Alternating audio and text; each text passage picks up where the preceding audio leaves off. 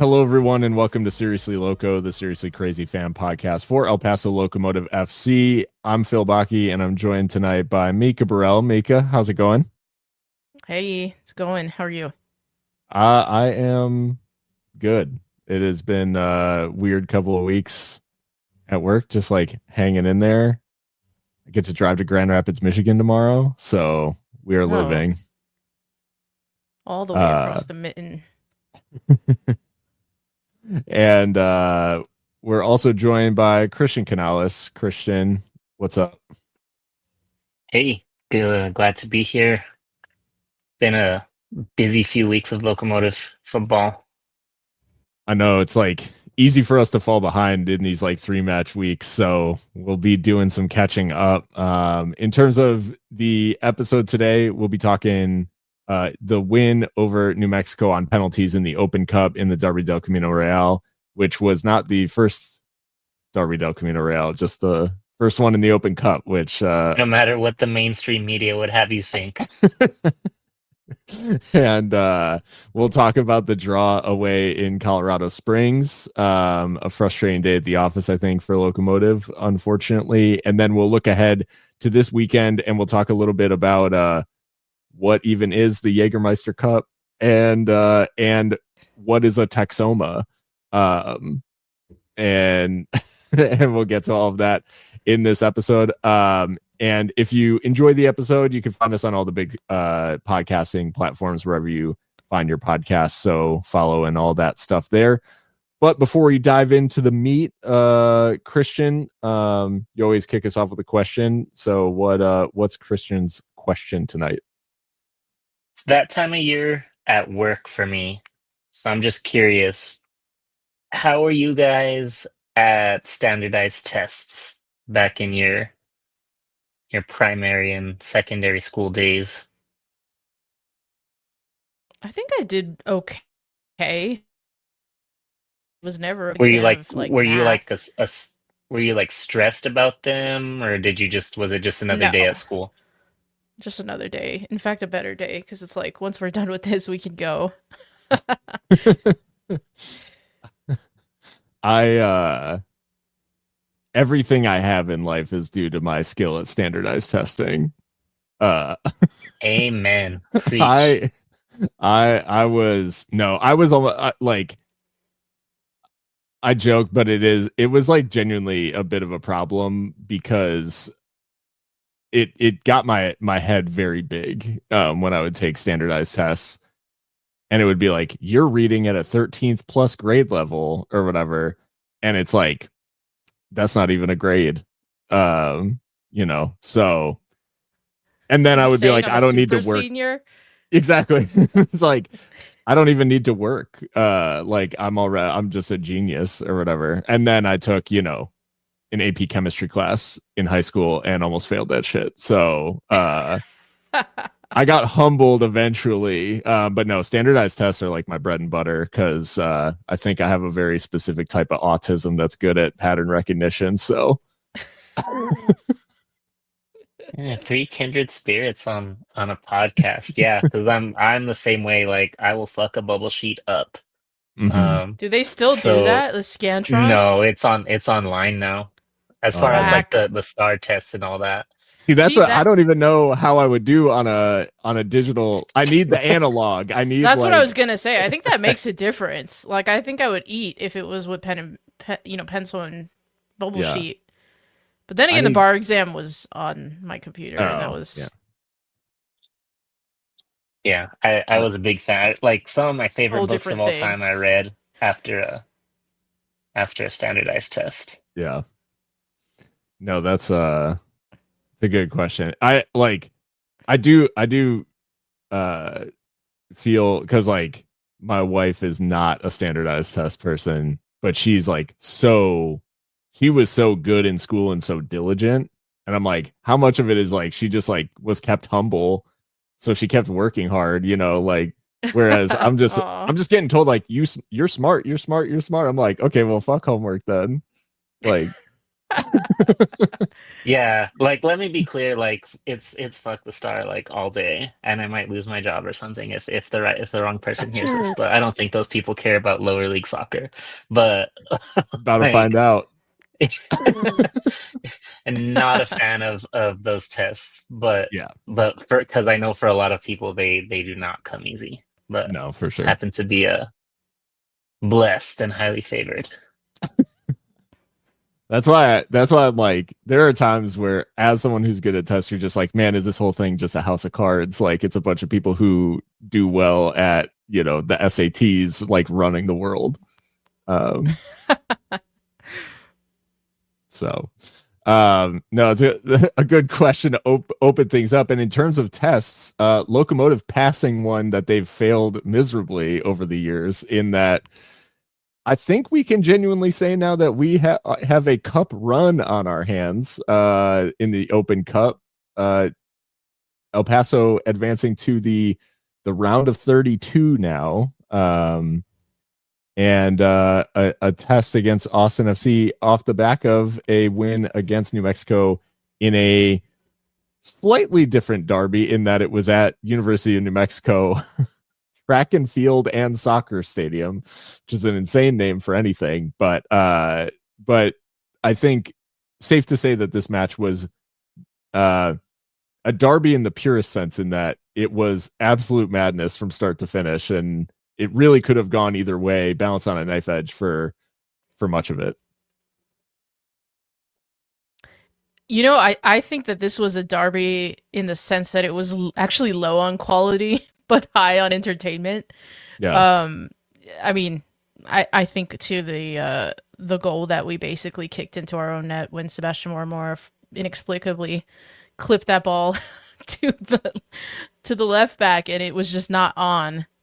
So like just not little, but things like that, I think, were the hallmark of this one. However, you got to take the derby wins where you can get them, and we haven't won this fixture in 2 years in the league. Yeah. And so to knock New Mexico United out of a cup when like the U.S. Open Cup is like half the club's personality, I'll take it. And Christian, I mean, always nice to score a late goal, but I think we've talked about the fact that this team over the last couple of years hasn't really had this in them, like the magic moment to change a game at the end. And this team at least has the ability to fight to that last minute. And in this case, it's a moment of real quality from Andy Cabrera at the back post to equalize and send it to extra time. But nice to see that fight from the squad deep into stoppage time. Yeah, and I think we've seen it a couple of times this year too. In the opener against Colorado, Cabrera again did it, and then I think against Hartford. I don't know if it was a last minute winner, Last but certainly, 5, I think. yeah, certainly, at the end there. So they've proven that they have, and I guess the one against Colorado Springs wasn't a winner, but still it saved us a point. So they've proven that they've got some fight in them, which I think is a drastic, change from where we were last year at any point in the season. I think last season, basically as soon as we went down, that was it. Much less finding it as to fight, to 90 minutes and try and salvage something. So, credit to Wilmer for giving the team confidence. And I think that that's what has been said was basically his philosophy this year, just giving the team confidence again. So, it's a fantastic job of him to realize that and to instill that in these players. There was a bit of a clip and I going think too, around. I have to go ahead. give. Sorry, I just wanted to say, like, to round out my comment on like the mistake from Motamota. He does do really well in the penalty shootout, so like he's no exception to that kind of fighting spirit. So made a couple good saves for us and has been really reliable every time he's been called upon. So I think you can allow something like that every once in a while when that's how you're being instructed to play, as far as playing out from the back. So just wanted to shout him out again. Yeah, certainly redeems himself in the shootout, and I think anytime that you get that sort of key first save in a shootout like this, it obviously makes kind of takes the pressure off the rest of the team. Everybody's just able to do their thing, and whereas New Mexico, you have sort of maybe forcing it a little bit. Kalen Ryden hits the bar because he's trying to really Oh lift my the ball, and God.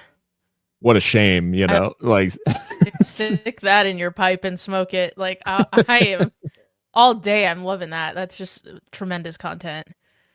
it it probably feels like Kalen Ryden missing a penalty in that game probably feels somewhat akin to like how United fans felt watching John Terry miss in the Champions League final uh in '08. No, I think yeah, that sort of stuff. These games, this is exactly why I think this is the sort of occasion that you love to see in the Open Cup. And I think, unfortunately, like this game doesn't get the shine that it deserves by virtue of one, Open Cup being sort of relegated to midweek fixtures always, and not like, even thinking about in England, the FA Cup gets weekends that are for the FA Cup. And I think the US Open Cup would benefit from a similar sort of protected scheduling, where they get weekend priority at least, once it gets to a certain point of the competition. And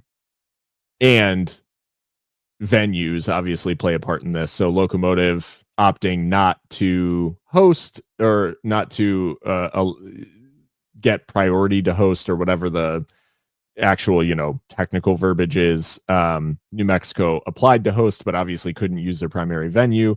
Ironically enough, the Isotopes were playing at Isotopes Park against the Chihuahuas, which meant that Southwest University Park was available that night. So if we had gotten priority to host, we actually could have held it in our stadium. And by virtue of winning now, and we should give Andy Cabrera more flowers off the, and given the fact that he strikes the winning penalty. But now this match day against Austin FC, when it could have been in El Paso, is now in Austin, and so by virtue of that, obviously, quite the road trip for any locos who want to make it. I'm excited by the fact that Locomotive get a chance to take on an MLS squad, but at the same time, I think all parties involved would probably rather be hosting this match, and it's a shame that not having to by virtue of having to share a venue, Locomotive don't have the opportunity.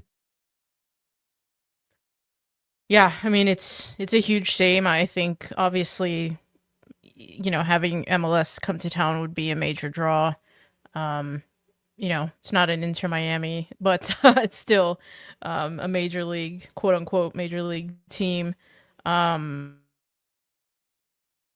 Perhaps one that even has like a couple fans in the area, because Austin FC for a lot of folks is like the closest thing in MLS at that level if you're not interested in USL Championship. So I would be willing to bet there's at least a handful of fans here in town. But yeah, I mean, it is part and parcel of sharing a stadium with a AAA minor league baseball side. I mean, MLB and MILB have their schedule sorted well in advance, right? And so trying to get them to change that is tough sledding. Whereas USL Championship, unfortunately, I mean, we've seen where the schedule is not even finalized until well into preseason. On top of that, US soccer is not always the most forthcoming with US Open Cup scheduling. So plenty of, I won't say blame, but like plenty of factors that lead to these unfortunate outcomes. And folks might point to, well, why did New Mexico United get to host? Was it Real Salt Lake? Mm-hmm. And that's simply because the Isotopes were on the road. So it's not like they pulled any special strings either. And that's just unfortunately the rub of the green for us. But at the same time, I think it does bring about the very legitimate conversation and the questions being asked about are we going to have our own soccer specific stadium with promotion and relegation on the horizon? And presumably with our ownership that are, we think, ambitious and want to compete at that level, eventually you're going to have to invest a little bit more in your infrastructure. So to say that, yeah, it is disappointing.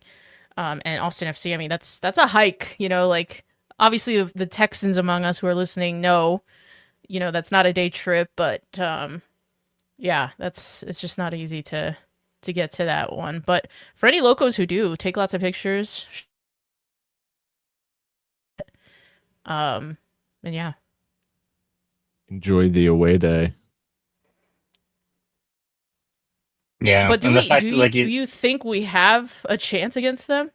Sorry, Christian. no, it's okay.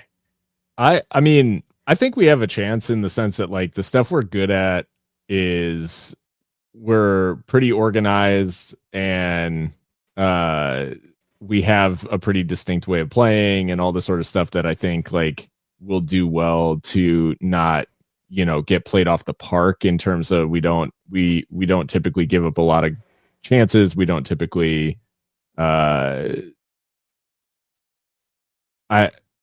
I think like we defend well. We're able to, like I said, stay organized. So I don't think we'll get blown away. I think where we'll probably feel the difference is just in the quality of and like speed that they play at. And if they can, sort of exert their technical quality, especially in and around the box, that could be telling. But I think if we're able to drag them down into a bit of if we can get them into a battle of set pieces, I like our odds, I guess, is essentially like if we can just get them into a back and forth corner battle, then maybe we've got a shot. And they do have previous with the USL Championship. I think they were knocked out by San Antonio one year.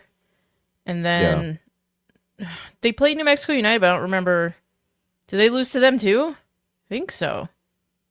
Or am I making that trying up? to remember. It's a weird one because Austin, one of the MLS teams that actually has less history than Locomotive, in that they began playing in 2021.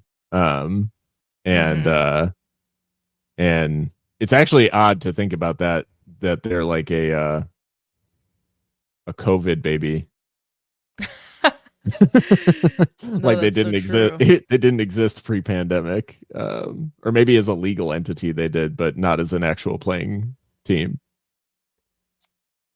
Yeah, and I will say, having only been to that stadium once, it felt big, like, or looked big. The pitch like looked gigantic. I don't know if that's just like an optics thing or if it's actually bigger. But I think that in the past, when that happens to us, we tend to struggle. I'm thinking of back when we would go play in Edinburgh. We would struggle on that big pitch out there. But just according to the numbers, at least, they don't appear to be a flashy team. They have a good record, 16 points from 9, but with a -1 goal differential, seven goals scored and 8 goals allowed. So certainly appears that they can be had, or at least aren't, don't need to necessarily be parking the bus to stop them from scoring. So I like our chances. I think we have as good a chances as we've ever had in any Open Cup match.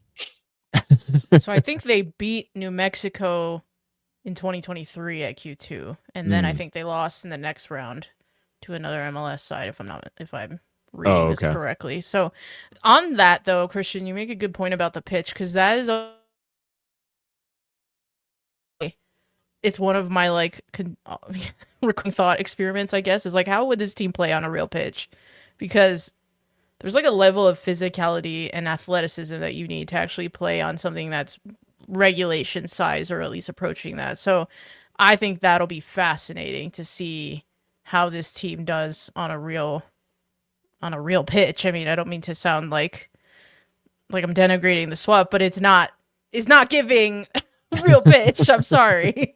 So yeah, that's gonna be fascinating. And I do think that home field advantage in that sense is huge for Austin in this one. But yeah, they don't have like, because even when they beat New Mexico, like they had like Maxi Rudy on the books and like players like that. I don't really see like that level of star power. They used to have, was it Rigoni? Emiliano Rigoni used to be there. And Drewsy's the one who just went to Argentina, I Driussi, believe. that's right. Yeah. They do have else? Brandon Vasquez. I mean, obviously not Mhm. huge, but I think that's probably the biggest name on the roster. He's the danger man, for sure.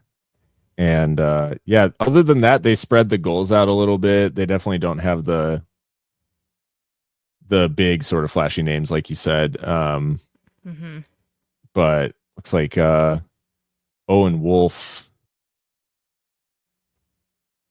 is a pretty significant creator for them, just 20 years old. So bringing the kids through as well. But yeah, it'll be interesting too to see. I mean, it's always interesting when the way MLS teams approach Open Cup, because I think it's very possible that we get a pretty changed Austin side as well, which hopefully we could take advantage of that. And I do think like we've gotten to the point now where, yes, it's not at the swap, but a win over an MLS team could be like the relevance shot in the arm that this team needs, because the stuff on the pitch has obviously improved quite significantly. Like we are not talking about this team in the same terms that we were last year.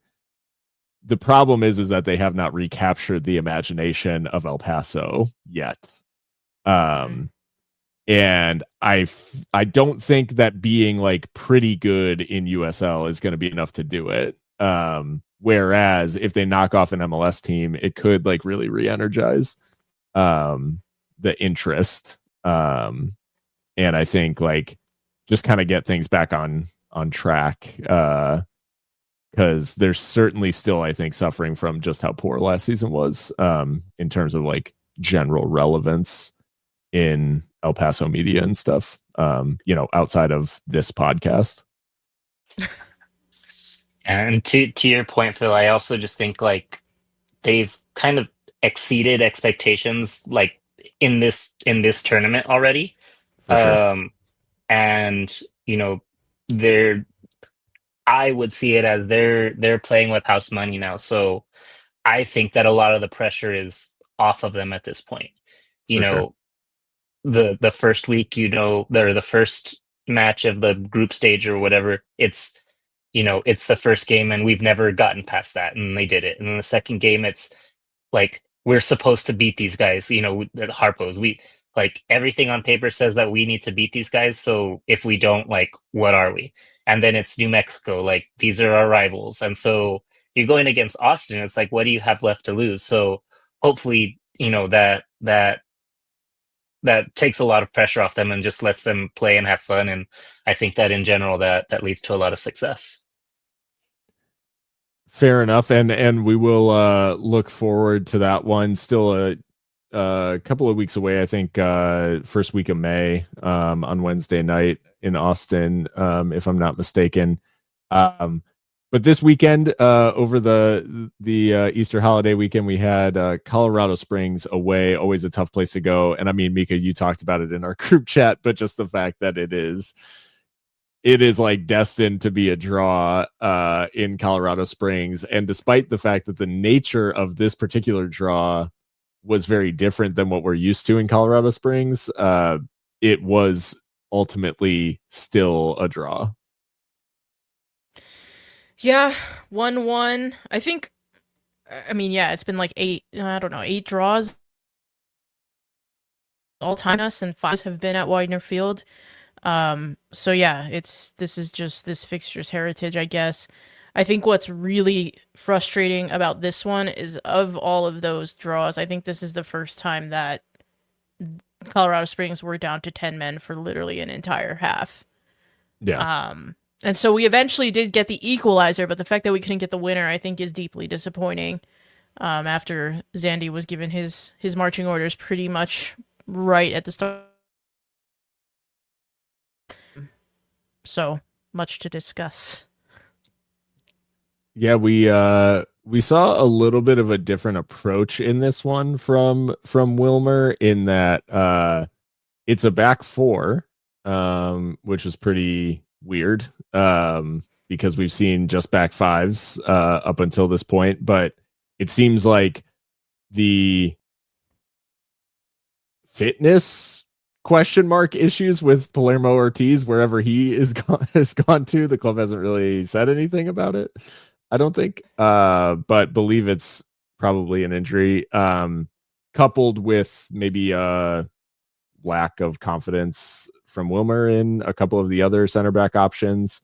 Meant that it was Tumasi and Wahab Akwe in paired at center back, and then we had Ricky Ruiz come in as he shifted from a 3 up front to more of a 4-4-2, with Ruiz and Calvillo essentially operating as the wingers, and then Moreno and Andy up top, with Deroma and Coronado partnering in the midfield. And Calvillo obviously sort of like, I mean, he was sometimes out wide, sometimes central. Like he was able to maybe operate in a little bit of a hybrid role depending on whether we were in possession or not. But a very different look from Wilmer, and maybe a bit unexpected given how consistent he's been with the selection of this sort of 3-4-3. He goes to a 4-4-2, and now and I mean, in terms of output, seemingly got a lot more. Obviously a lot could be said about the second half, but even 11v11, it did seem like we created more chances in this shape, even if we didn't create like a ton of good looks 11-on-11. I'm wondering if it is just a matter of making sure that everyone was, like you said, there's injuries, and then just making sure that people were able to recover too. It's been a busy week, and like you said, without Ortiz, the options are pretty limited, and I just think that I think we're gonna talk about it later, but we're gonna have to talk about the Toomey thing also. Yeah, probably. The start was like reasonably okay, but then it suddenly goes from okay to not good at all, in that we do one of these goals that unfortunately this team seemingly likes to concede, which is us being in possession in our own half, getting pressed in wide areas, giving the ball away in that wide area, and immediately giving up a big chance and oftentimes a goal. And unfortunately, like, it is sort of textbook, and it's Endely,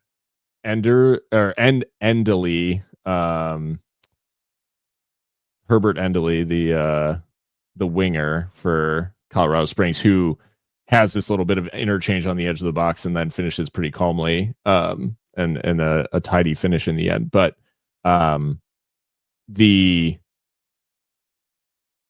this genre of goal, like I've talked about it before, but are we starting to get like concerned that it feels like all of the goals we concede are like some version of this goal? I think like that's an interesting observation in terms of like getting pressed in the wide areas and then conceding shortly after that. I think this is where the 4-4-2 falls apart. He was not a winger, and I think he has his game of the season to date. He's hooked at 62 minutes because he couldn't make an impact out there, and he's the one that gives the ball away. I think him and Gabi Torres were trying to do kind of like a give and go. Mm-hmm. Gabi goes, Eric tries to back heel it into his path, being pressed by 2 or 3 guys, and that's just not on. And so I think in that position, like, Eric's instincts don't serve him well, like they might in a more central area. And that's just the first like side of trouble. Like, giving the ball away, okay, it's one thing, but like the fact that like 3 or 4 more Locomotive players don't get anywhere near the Colorado Springs player dribbling and foul him, like foul him, take a card. That's a good card to take. Yeah. DeRoma gets done. Coronado gets done. Wahabakwe gets done. Back of our net. So it's just it's an embarrassing goal to concede. I mean, I do think that's embarrassing. I mean, for professionals that nobody gets anywhere close. And yeah, I do think like this pattern of like we let people into the game. We literally let them into the game. They don't work for their goals. We give it to them is infuriating. And I'm sure it's, even more frustrating, obviously, for Wilmer Cabrera and his coaching staff. Christian, this shot ends up being 1/3 of Colorado Springs shots in the game. And obviously there's explanation for that in the second half, but I mean, surely that like piles on the frustration in terms of what Mika's referring to, in that we are doing a really good job at limiting teams in terms of their production, and yet we're still conceding from like a higher percentage of those chances that we're giving up because they're just better chances. Yeah, and it's frustrating because it's just, if we can just not make one mistake, one less mistake, then we walk away with 3 points instead of one. But that's just the nature of the game a lot of times. And we certainly found ourselves on the other side of that coin several times. But it's just frustrating because we know that the coaching staff knows, because I can think of 2 or 3 post-game pressers where Cabrera says we just need to tighten up and stay focused at the back. And so they know it's an issue, but for whatever reason, whatever's being thrown around at practice isn't sticking. But hopefully it does sooner rather than later, because it's the difference between, could be the difference between being an 8th place team and being a 2nd or 3rd place team. So it just comes down to little moments. I do think it's maybe a little bit telling, and I can't tell if it's just the way the game flowed or what, but the fact that DeRoma is the only player who ends up on a booking for us is kind of exceptional, given our disciplinary record the last couple of years at least has been absolutely god awful. And even early this season, I feel like we've been getting a lot of bookings. I do wonder if there's been conversation, because Mika, I'm thinking about like why doesn't somebody just kick this dude as he's like bearing down. And yeah, it's a bad time to take a card in the 12th minute. And at the same time, like they ended up offering so little that, and maybe it's just hindsight that has me thinking that way, but it's like, surely someone could take a card, and for the team there, it's better than conceding. The response though is good, because the next minute after they concede, Locomotive go down the other end and score. And the move is nice. This is where the Calvillo out wide thing is like, it's like, you can kind of see the vision in terms of he gets involved. He interchanges with Quezada. Quezada obviously delivers the cross, and then it's Coronado like can convert it. If I'm thinking of the right one, I hope I'm not mistaking that with the Moreno bicycle attempt, but I think it was a similar move out on the right hand side, which Coronado ends up scoring from. And the nice thing about this goal is that a Locomotive midfielder popping up with a goal in a central area, like near the penalty spot or the 6-yard box, feels like such a collector's item at this point, because these runs just feel like they're not capable of being made because of the shape that we play, and we're so reliant on our forward. So, I mean, is it just nice to see that, like, okay, we've got in this shape the ability for these late runs out of midfield into the box? Yeah, I think we've said too that like we've definitely clocked Frank DeRoma as like a tempo setter, because He's not really going to do that all that much. And in fact, he's not even really making forward passes that much. He's kind of like recycling, which is fine. Like, we need that. But yeah, to Coronado, who has shown that he can do that, actually come up and do it in the absence of Calvillo, typically in that more central area. It's nice to see. And I mean, I think it was kind of something that almost became like a meme on Seriously Loco a couple years ago with me just like desperately wanting Eric Calvillo or anyone to make that late run and, capitalize on a bounce or a deflection, a rebound. So yeah, it was good stuff. The finish from Coronado, Christian, I mean, instinctive, I guess you would say, from a player that we haven't really, I mean, I guess he popped up with a couple of goals last season, but I can't remember, him feeling like an attacking midfielder in many ways, but certainly looked the part making this run and finishing this goal here. No, yeah, it looked excellent while he was doing it, and credit to was Moreno, right? That finds him. I'm rewatching the goal, and yeah, he's the only one in the box, and I don't even know how that happens. We say late run, but he's literally the only one, the only one that could have touched that ball. So, good on him for seeing that, for sensing that someone needs to be there because Moreno needs to give up the ball, and a great finish to equalize. And I think, the ability to bounce back. I mean, we talked about it with the Open Cup game, but the fact that mentally we've seen this team now respond to going behind well, like they seem to be a lot less mentally fragile compared to last season in particular. And I think it is now. I'm thinking about it with the Eric Calvillo mention there, Mika, and just the fact that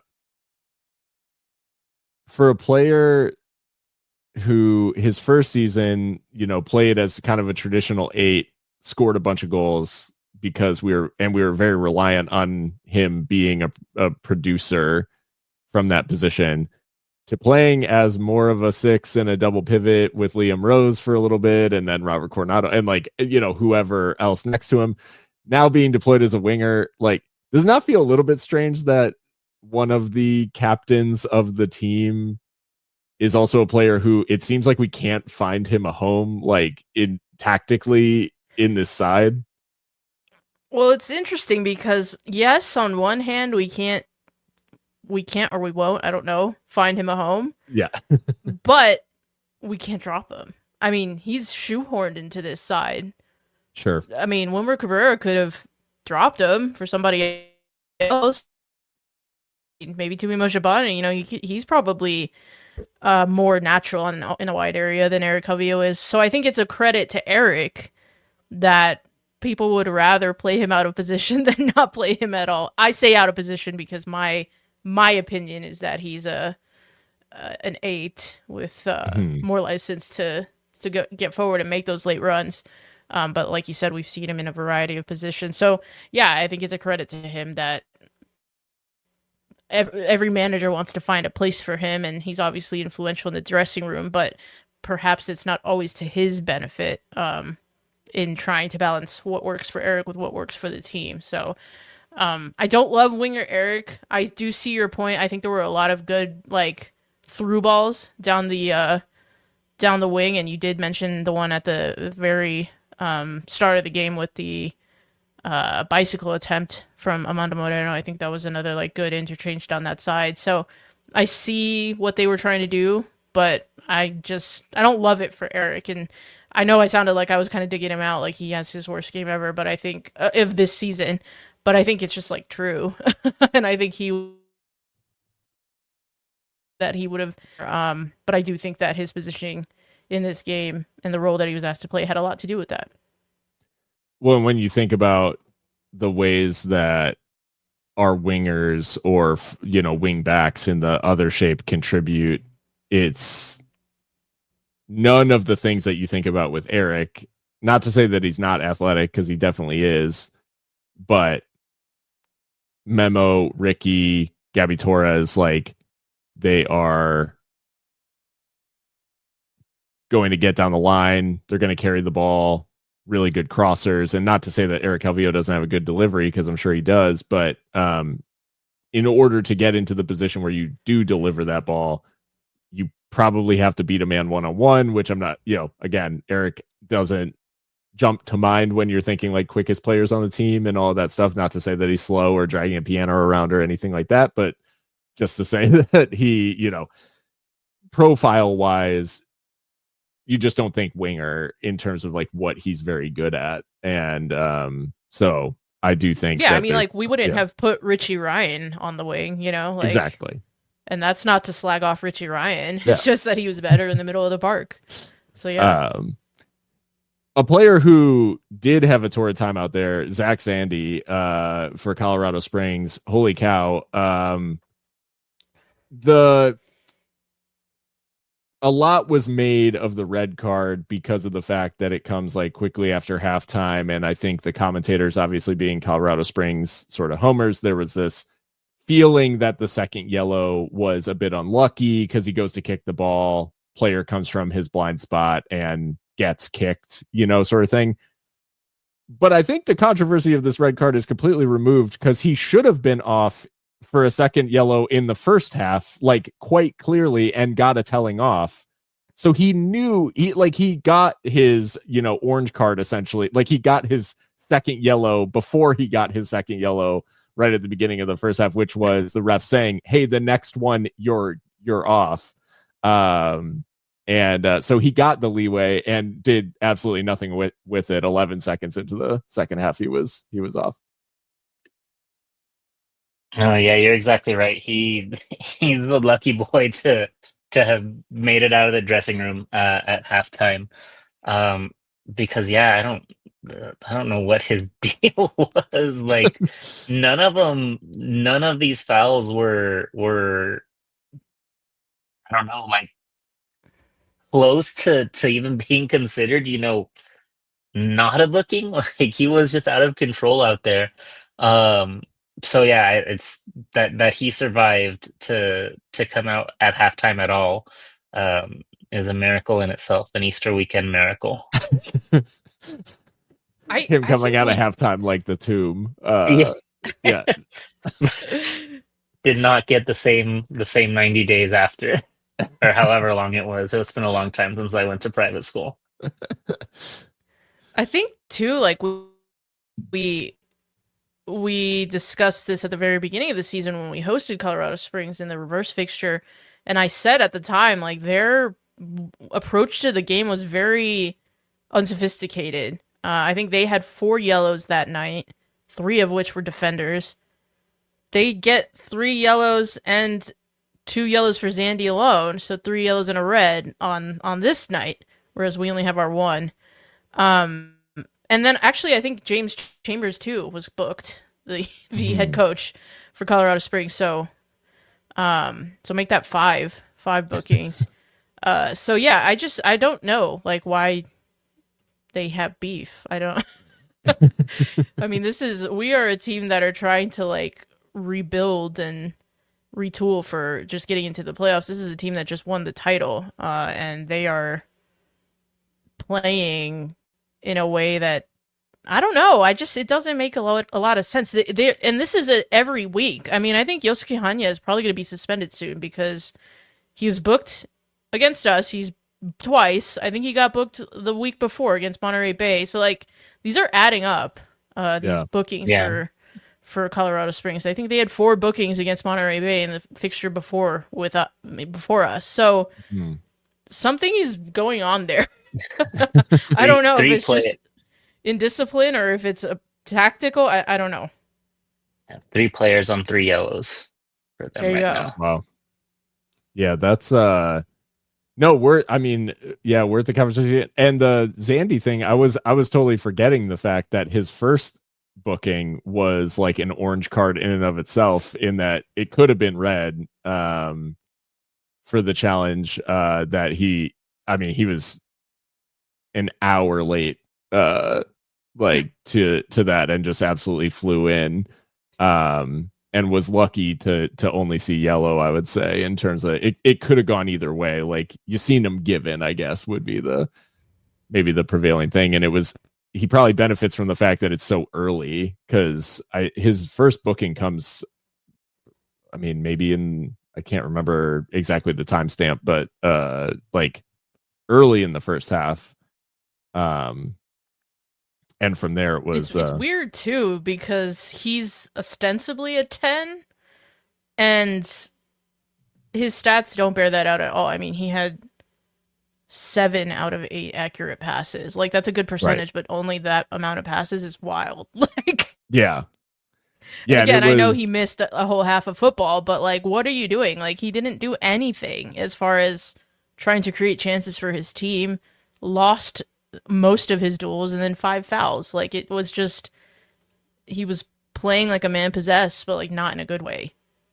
You're just a goon. Yeah.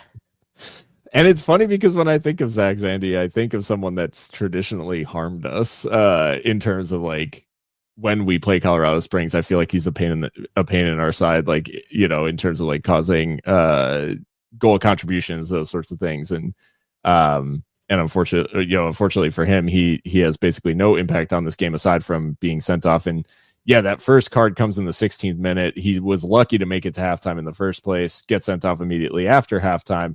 And in the second half, Locomotive do make, you know, the most of it in terms of chance generation. I mean, second half is complete one-way traffic. We outshot them 11-2, 7 shots on target in the second half, you know, 76% of the ball. Just completely, like, we're choking them out of this game.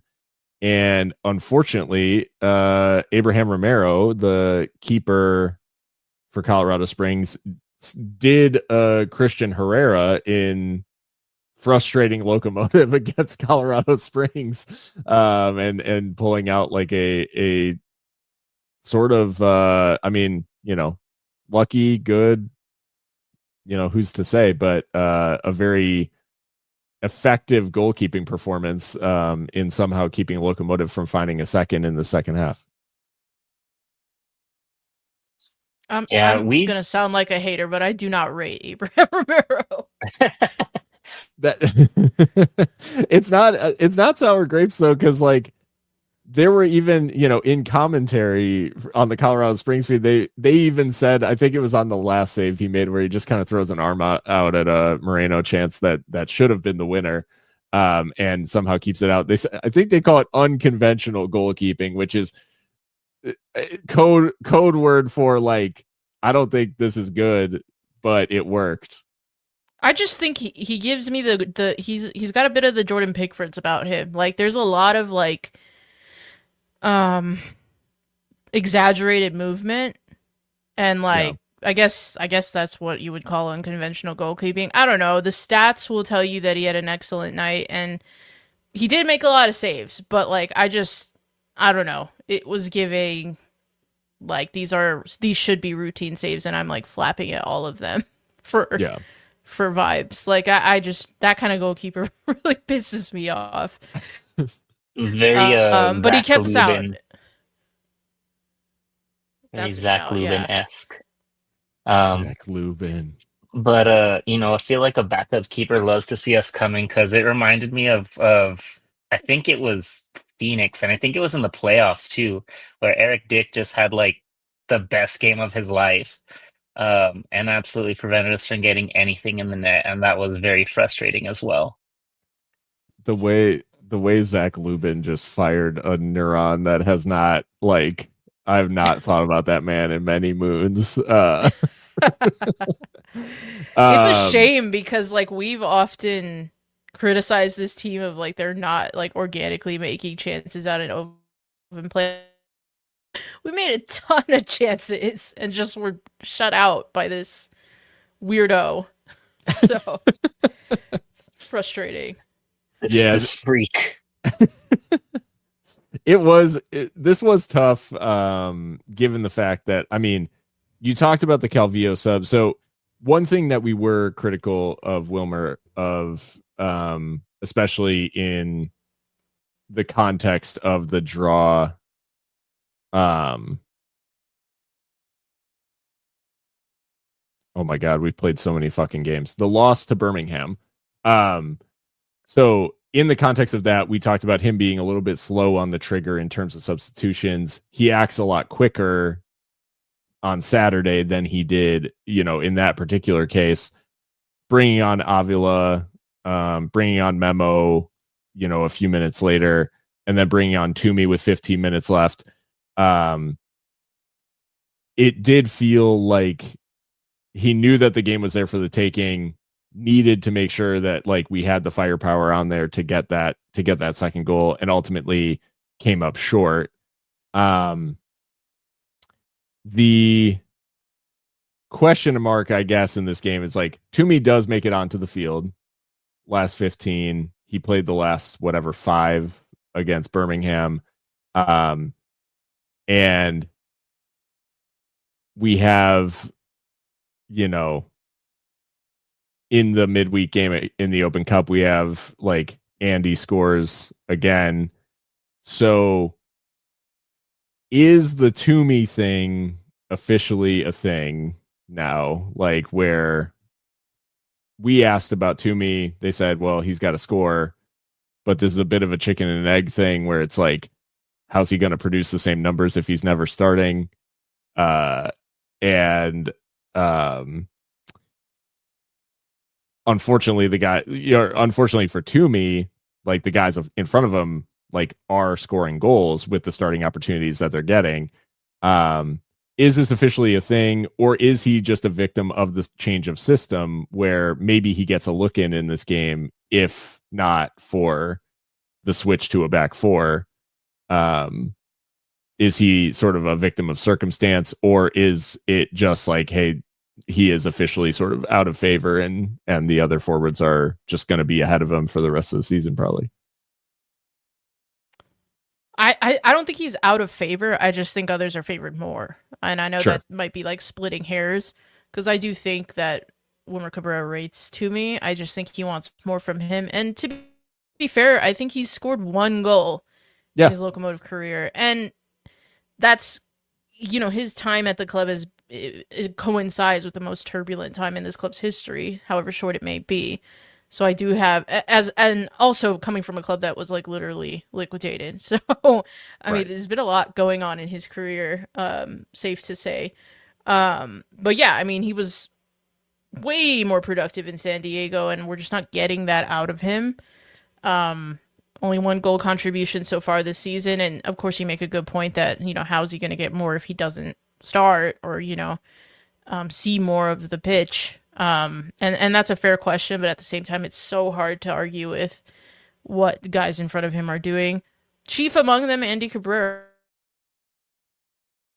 broke a club record, 4 straight goals, 4 straight games with a goal involvement, I think, or with a goal maybe, which, with a club that employed Jerome Keysweater, that's kind of wild to think about, but, fair play to him. And right now he's picking himself, even though his dad's at the helm. So, guys are just, firing in front of him. If I'm being fair though, and if Wilmer's being fair, maybe he needs to look, and this is more of just like a devil's advocate. He needs Moreno too, because he's been stuck on 3 for quite a while. However, I do think he's way more of a tangible threat every time he's on the pitch than perhaps Toomey is, but they're also just really different players. So, yeah, that's what I mean. Amando is going to generate shots, and in this one, he is, I would say, a little bit unlucky. Like we talked about, given the performance from Romero, he ends up with 3 shots on target just from Moreno. So yeah, unfortunate day at the office in front of goal. And I think, to your point from earlier, Mika, I think the organic chance creation, even 11v11, was, to me, markedly better than we've seen. So I'm happy if that continues. I do think we probably have a problem to solve in terms of like if this is going to be the shape going forward, who's going to play in that right wing spot. Because I don't think we necessarily want it to be Eric forever. And I'm happy for Eric to be in midfield in this shape, and to be maybe the one making the Coronado run instead of the one out wide. That being said, it's one of those games, I guess, where given the red card, you're certainly going to say, a draw that feels like we should have won. And at the same time, when you look back over the course of the season, like, would it be fair to say that it's like, hey, it's Widener Field and a point is like fair enough? I'm still disappointed by it. Because I think that, you want to win your games at home, but and but I think that the difference between being an average team and an above average team can be those road wins. Um, and you have it served to you on a platter here. I don't know that we're gonna get very many opportunities to play a man up for a whole half away. So this is one of those ones where I get everything that we've said about, the venue itself and the team itself, and it's on the road and all that, but I think that everything that you could ask for to get a win on the road kind of lined up for us, generating shots and all that. And so when it's in front of you, you have to grab it. And so I think that this will be one that even at the end of the season, no matter how the rest of the season goes, it would be one that everyone's gonna really wish that we could have taken all 3 points from. Yeah, no, I think that's more than fair. The context of the match matters, and yeah, while a point on the road is fine, the reality is this game was like extremely winnable. And I think what will be frustrating for the team is not just that the game was winnable, but that they, from a statistical standpoint, from a performance standpoint, I think they'll look back and say like we did enough to win here and didn't win. Which obviously the question then becomes like, what is going to be the X factor the rest of the season to make sure that you're turning these sorts of games where you are the better side from a frustrating draw into a win, and yeah, so I think all in all, a frustrating day at the office, but Locomotive are looking ahead to a bit of a different thing this weekend than what is typical. So no league game this weekend, but a trip to Texoma FC from USL League One. And this is the start of the Jagermeister Cup, which for those who have not been like following along on this, is essentially like the USL League Cup. So think Carabao Cup in England, or I mean, I guess France has this too, right? Like the Coupe de la Ligue or whatever. Where like the entire French Republic can play. Like, yeah. like French Guiana is like Réunion. Yeah. Yeah. But the Jagermeister is a bit different in that it is a group stage initially, and then a knockout stage versus the way the Carabao Cup works or whatever in England, where it's just a straight up knockout competition. So the group that Locomotive's been drawn into it's meant to be sort of geographic, and I was meaning to look up because we've got Texoma, New Mexico. Colorado, Union, I believe. Yep, Colorado, Union, Omaha.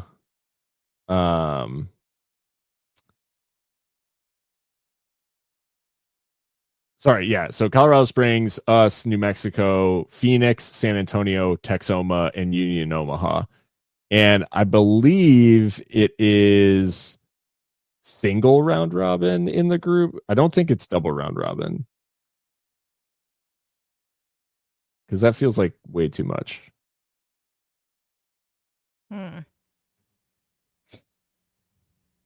Yeah, I think it's just single.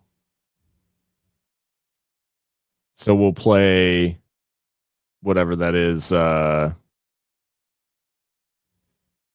6 like group stage games, and then the top 2 teams advance to the knockouts. Or sorry, that's a lie.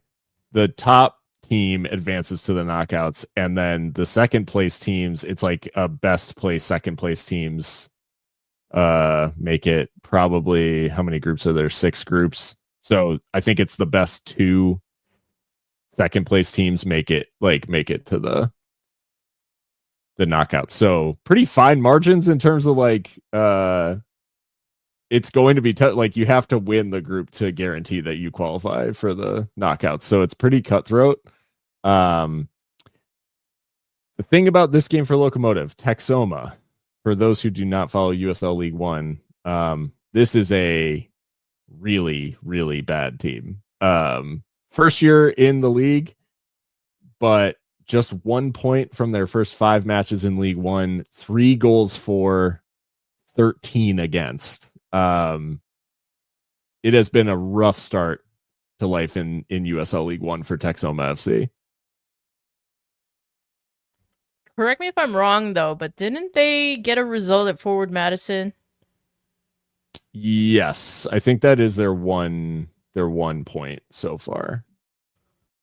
Which was like recent, I think. That was their last.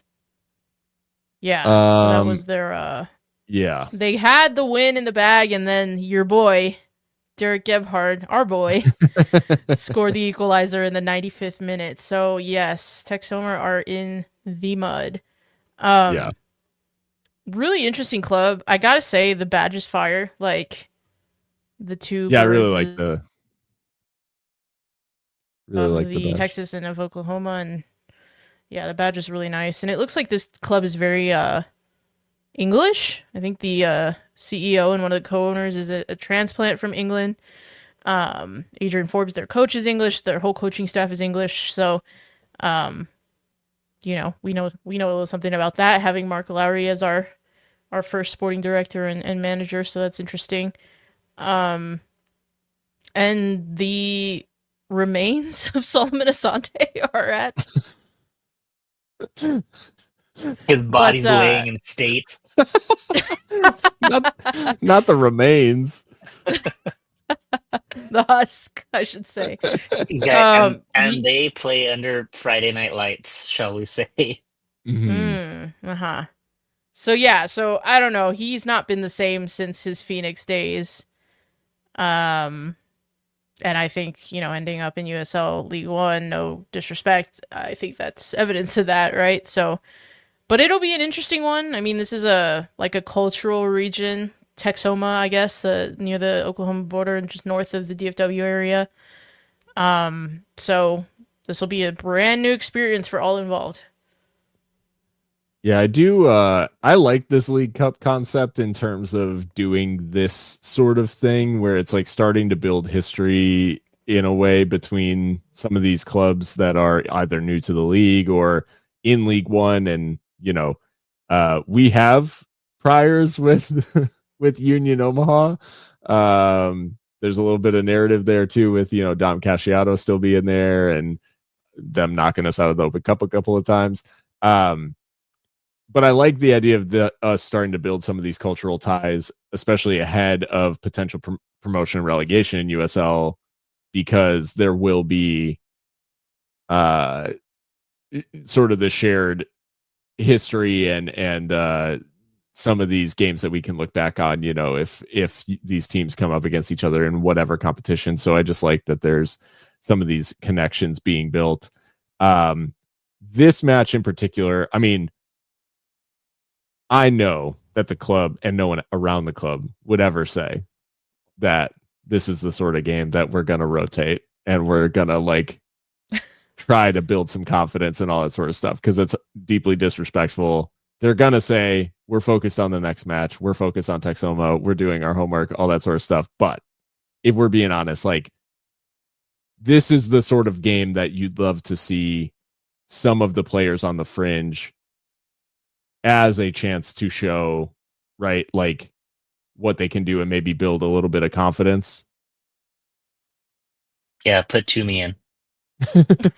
Oh my god. No, for real though. And I guess Noah Dolenmeyer's like first name on the team sheet for these cup matches, so he True. finally makes the bench against Colorado Springs, but he's been conspicuously absent otherwise. So, like, there's but at least a reserve side starting to take shape here. So yeah, I would think that a team that has scored 3 and conceded 13, like you, and given all the travel, like that's another hike. So yeah, I would think. But we'll know. I think we'll know more though as far as availability tomorrow after the team trains. So Yeah. we shall see. Especially not having seen Palermo Ortiz for a while, could be another question. And just speaking of squad, I want to look at Texoma's roster again real quick because there's a lot of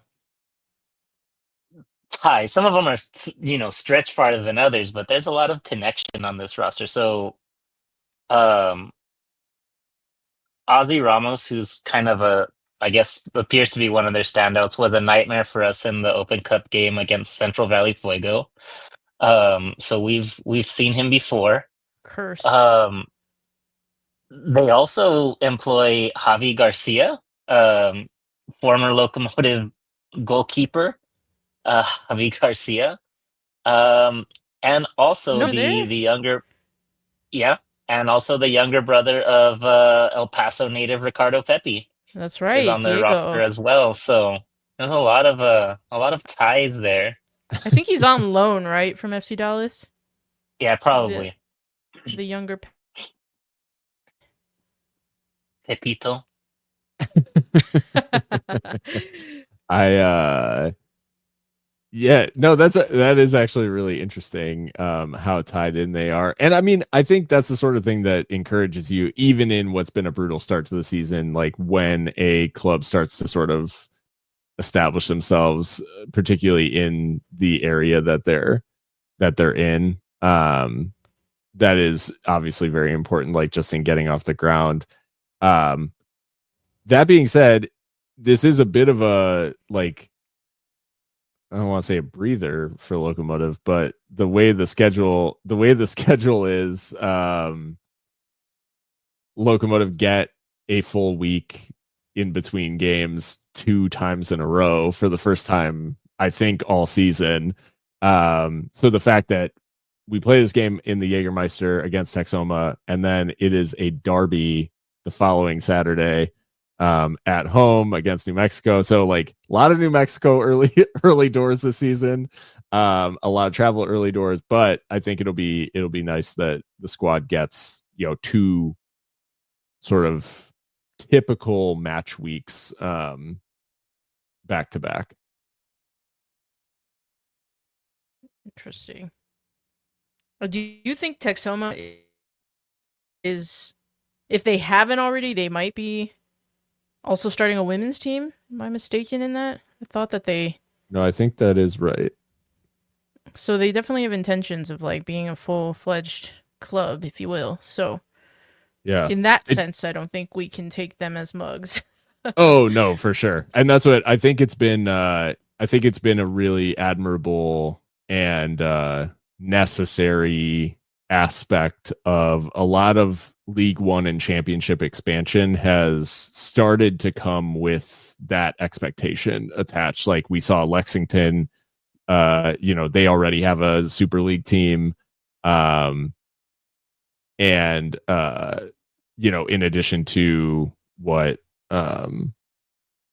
is being planned for like further, and Spokane, I should say, like Spokane in League One also has a women's side in the Super League. And now with Texoma, I think like they have ambitions as well. And I think the reality there is it should be, it's one of the aspects that I think, like, far be it for me to praise the FMF at all for any footballing decisions over the last like 10 years. And I'm sure Mexican soccer fans will go further than that. But in terms of, the promotion and relegation stuff is a joke, in my opinion. But the one thing that I really do admire about, and I think the same goes for Germany, I think as well, is that in order to gain a first division license in Mexico or Germany, you also have to operate a women's team. Like you can't get the license to play in the first division without it. And I think USL should have similar expectations, not because like, oh, everybody should be forced to have a women's team. It's like, it's just part of it should just be part of the ecosystem. Like if you're going to operate. Well, and I'm always the pedantic one, but like you can't be a club if you only have one team. That's a team, not a club. A club has several teams. Like, so anyway. El Paso Locomotive football team. FT. Yep. Let me just say one final thing. The Texoma kit eats. Like Hummel did their thing. Like it's very like Sheffield United coded, but like still with that badge and then the like Texoma like region in the background kind of sublimated. It's very unique, very nice. So kudos to that. Yeah, shout out to Hummel for, I think this year has just been very, very strong across USL, but I don't know. Personally, I thought that they would go it's just a shame that Yuma's not like involved and they couldn't have gone like Rayo Vallecano. Sash. Oh, yes. Or Rayo OKC for those who know. If you're nasty. Yeah. I think that about brings us to the end. So thanks everybody for joining in the chat. We will we'll be around for Jaeger action this weekend. A shot at glory is the tagline for the tournament, for those who know. So okay, because I'm a millennial degenerate, every time I hear that I think about Tila Tequila, a shot at love. Oh my god. Y'all remember that? Talk about neurons that hadn't fired in years. The golden age of television. Yeah, she's like a neo-Nazi now, so that's not cool. But anyway, a shot at glory. Shot at glory. The VH1 to alt-right pipeline goes crazy. So yeah, we'll be around for Jaeger action this weekend, and then we'll be back to talk about whatever goes down in Texoma and build up the derby next week. So we'll look forward to that. Find us on your favorite podcast player, and until next time, stay loco.